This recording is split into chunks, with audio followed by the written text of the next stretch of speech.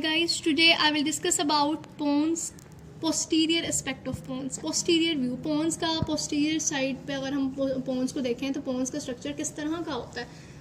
वैसे तो ये देखें pons है और pons की posterior side पे क्या present है, cerebellum present है. तो हम अगर posterior देखना चाहते हैं कि pons की back का structure किस तरह से होता है तो वो so difficult है, वो हम नहीं देख सकते.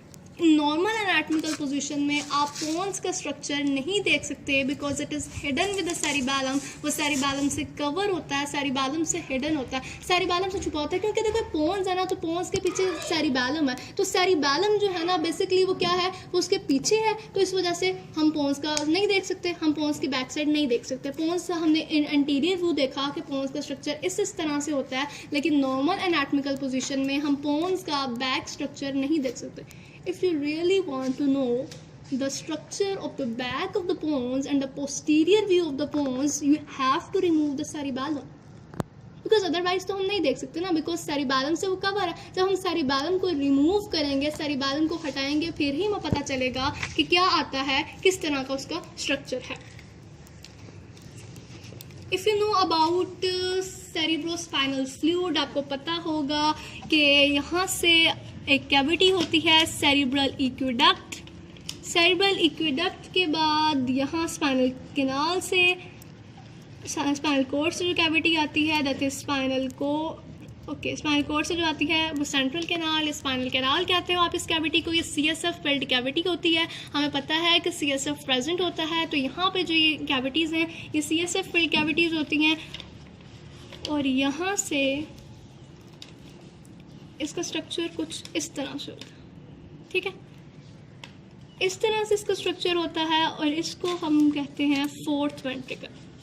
That is your cerebral aqueduct, that is your spinal canal and that is your fourth ventricle. और ये आपका फोर्थ वेंट्रिकल है. अगर हम बात करते हैं, ये सारा जो है ना CSF से फिल्ड होता है. हम CSF अगर आपने पढ़ा होगा तो आपको ये सारे स्ट्रक्चर्स का पता होगा, आपको आइडिया होगा सेरिब्रल एक्वेडक्ट का, फोर्थ वेंट्रिकल किस तरह से बनता है, कैसे बनता है, each and everything about it. Okay, अब अगर हम सेरिबैलम को रिमूव कर दें तो क्या होगा. Okay, I will make one more structure so that you understand. Okay, that is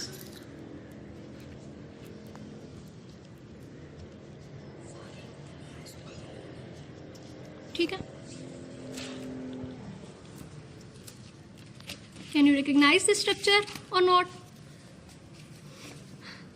This structure is difficult. No, you can easily recognize it. Just wait for 2 seconds more. Okay. Now you can recognize it.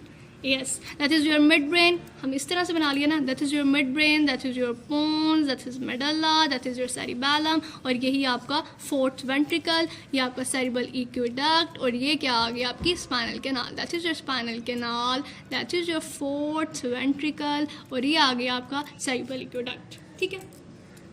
अब अगर हम करें क्या, अभी देखें ये क्या है, ये रूफ है फोर्थ वेंट्रिकल की, रूफ ऑफ फोर्थ वेंट्रिकल. और ये क्या है, फोर्थ वेंट्रिकल का फ्लोर ऑफ फोर्थ वेंट्रिकल. अगर हमने देखना है कि अब पोन्स का स्ट्रक्चर कैसा है, पोन्स जो है वो बैक साइड से उसका स्ट्रक्चर कैसा है, तो हम किस तरह से देखेंगे. उसको देखने के लिए हम क्या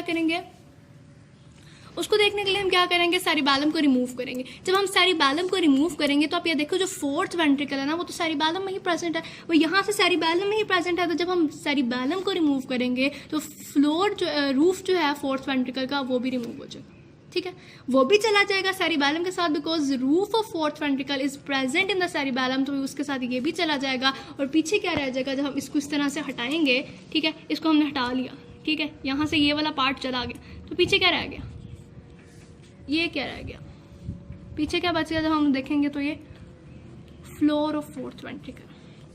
अगर आप देखना चाहते हो कि पोन्स जो है वो पोस्टीरियर साइड से किस तरह का लगता है, तो आपको क्या नज़र आएगा वहाँ पर, floor of the fourth ventricle नज़र आएगा इस तरह से.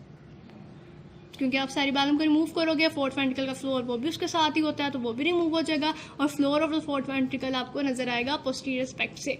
दूसरी चीज़, अब ये देखो ना, ये है floor of the fourth ventricle, तो पोन्स में भी है और मेडुल्ला में भी है.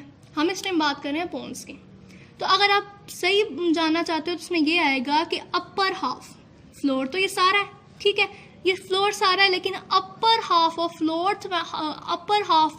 Floor of fourth ventricle is seen in pons, ठीक है। पोन्स में हमें अपर हाफ नजर आएगा, लोअर हाफ हमें मेडुला में नजर आएगा, ठीक हो गया। ये छोटी सी बात थी जो हम कहते हैं कि पोस्टीरियर एस्पेक्ट किस तरह से, ठीक है। वेंट्रिकल में बेसिकली यहाँ पर प्रेजेंट होता है एक सेंटर में हम कहते हैं कि ओके सेंटर में प्रेजेंट होता है एक लॉन्गिट्यूडनल डिप्रेशन प्रेजेंट, जो कि डिवाइड करता है इनको दोनों हाफ, इनको सिमेट्रिकल हाफ्स में डिवाइड करता है। लॉन्गिट्यूडनल डिप्रेशन प्रेजेंट होता है, इसको हम क्या कहते हैं, median sulcus, this is called median sulcus, ठीक है। उसके बाद क्या होता है, ये लॉन्गिट्यूडनल डिप्रेशन प्रेजेंट होता है और उससे बाहर क्या है, इससे बाहर लेटरल टू मीडियन सल्कस के लेटरल साइड पे प्रेजेंट होता है क्या चीज़ प्रेजेंट होती है, medial eminence,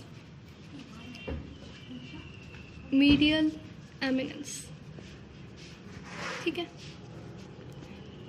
this is a depression, ये एलिवेशन है, ठीक है। जो लॉन्गिट्यूडनल डिप्रेशन है ऐसे हम मीडियन सल्कस कहेंगे, और लेटरल टू मीडियन सल्कस के लेटरल साइड पे जो प्रेजेंट होगी जो एलिवेशन है उसे हम कहेंगे मीडियल एमिनेंस, ठीक हो गया।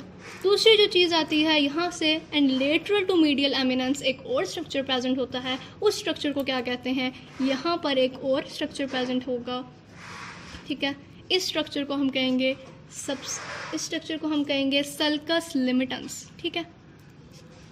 Where sulcus limitans is present, sulcus limitans basically depression है, sulcus limitans is a depression which is lateral to medial eminence, medial eminence के lateral side पे एक structure होता है, depression है, sulcus है, इसको हम कहते हैं sulcus limitans, ठीक है। longitudinal depression, medial sulcus, फिर elevation, medial eminence, फिर depression, sulcus limitans, ठीक है। अब यहाँ पर हमारे पास जो मीडियल एमिनेंस है, ये मीडियल एमिनेंस प्रेजेंट है, तो मीडियल एमिनेंस के जो इंफीरियर एंड है ना, जो इंफीरियर सरफेस है, यहाँ पर एक स्ट्रक्चर प्रेजेंट होता है, यहाँ से ये जो है ना ये एक्सपैंड करता है, ये थोड़ा सा एक्सपैंड होता है, क्या बनाने के लिए, एक स्ट्रक्चर बनाने के लिए। उस स्ट्रक्चर को हम क्या कहते हैं, फेशियल कॉलिकुलस। फेशियल कॉलिकुलस जो है बेसिकली ये मीडियल एमिनेंस से आया, यहाँ मीडियल एमिनेंस का जो स्ट्रक्चर है वो थोड़ा सा एक्सपैंड हुआ और इसने क्या बनाया, फेशियल कॉलिकुलस, ठीक हो गया। दूसरी जो चीज़ आती है यहाँ पर इंफीरियर साइड पे फेशियल कॉलिकुलस आ गया। अब जो सल्कस लिमिटेंस प्रेजेंट है, सल्कस लिमिटेंस जो अगर हम देखते हैं इसकी सुपीरियर साइड पे बात करते हैं, सुपीरियरली एक स्ट्रक्चर प्रेजेंट होता है, दैट इज़ यहाँ पर एक सुपीरियरली स्ट्रक्चर प्रेजेंट होता है, किसमें, सल्कस लिमिटेंस में। सल्कस लिमिटेंस में सुपीरियरली जो स्ट्रक्चर प्रेजेंट होता है उसको हम क्या कहते हैं, सबस्टेंशिया फेरुजीनिया,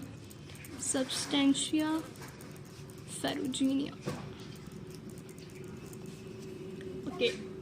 सेंटर में डिप्रेशन है ये, जिसे हम क्या कहेंगे, median sulcus, most laterally medial eminence, most laterally sulcus limitans. Medial eminence expand होगा इंफीरियर साइड पे और क्या बनाएगा, फेशियल कॉलिकुलस। और यहाँ पर जो सल्कस लिमिटेंस है प्रेजेंट, ये सल्कस लिमिटेंस के सुपीरियर साइड पे एक स्ट्रक्चर बनेगा, उसको हम कहेंगे सबस्टेंशिया फेरुजीनिया। सबस्टेंशिया फेरुजीनिया जो है वो बेसिकली उसका कलर होता है greyish blue.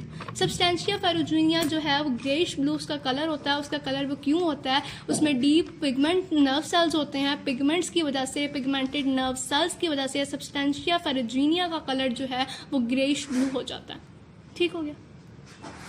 Side of the pons, posterior aspect of pons, जब हम पोन्स को देखते हैं तो पोन्स की पोस्टीरियर व्यू किस तरह का होता है, पोस्टीरियरली वो कैसे आता है, तो ये उसका स्ट्रक्चर है, हमने इसको सिंपल डिस्कस कर लिया है, ठीक है। थोड़ा सा कॉम्प्लिकेटेड सा स्ट्रक्चर बनाते हैं ताकि अच्छा इंप्रेशन पड़े आप टीचर्स पे, एग्जामिनर्स पे, ठीक है।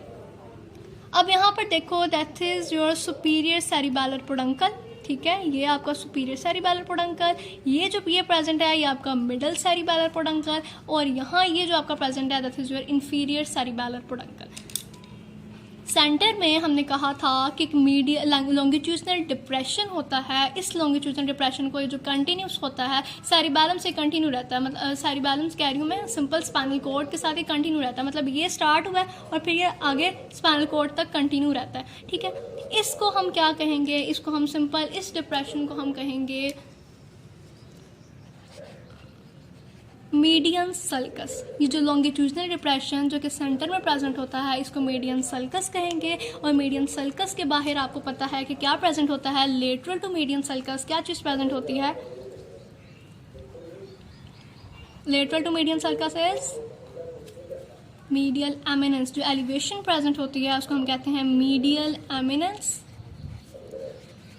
Medial eminence. ओके, अब ये जो मीडियल एमिनेंस है यहाँ से इसका जो इंफीरियर साइड है जो इसका लोअर एंड है ये एक्सपैंड होता है क्या बनाने के लिए, एक स्ट्रक्चर बनाने के लिए जिसको हम क्या कहते हैं, facial colliculus. It is facial colliculus. ठीक हो गया। अब सिंपल सी बात है, मीडियल एमिनेंस के बाहर एक और स्ट्रक्चर प्रेजेंट होता है, उस स्ट्रक्चर को हम क्या कहते हैं, सल्कस लिमिटेंस। लेटरल मीडियल एमिनेंस से लेटरल जो स्ट्रक्चर होता है स्ट्रक्चर को हम क्या कहेंगे, सल्कस, सल्कस लिमिटेंस। ठीक हो गया, सल्कस लिमिटेंस हो गया। और यहाँ पर हमने कहा था कि सल्कस लिमिटेंस की जो सुपीरियर साइड है, सुपीरियरली क्या चीज़ प्रेजेंट है, सुपीरियरली क्या प्रेजेंट है, सुपीरियरली प्रेजेंट होता है सब्सटेंशिया फेरुजीनिया। सब्सटेंशिया फेरुजीनिया वही बात की थी कि उसका जो कलर होता है वो ब्लूइश ग्रे इसी वजह से होता है क्योंकि उसी वजह से होता है क्योंकि उसमें पिगमेंट्स होते हैं, पिगमेंटेड नर्व सेल्स की वजह से उसका कलर ये सिंपल है। Posterior side of the pons, ये उसका पोस्टीरियर स्ट्रक्चर है, इसको आप बना लो। इसी चीज़ को आपने डिस्कस करना है, वही जो हमने पहले डिस्कस किया ना, यही चीज़ इसकी मेन चीज़ है। आपने बताना है median sulcus, medial eminence, facial colliculus, substantia ferruginea, that's it.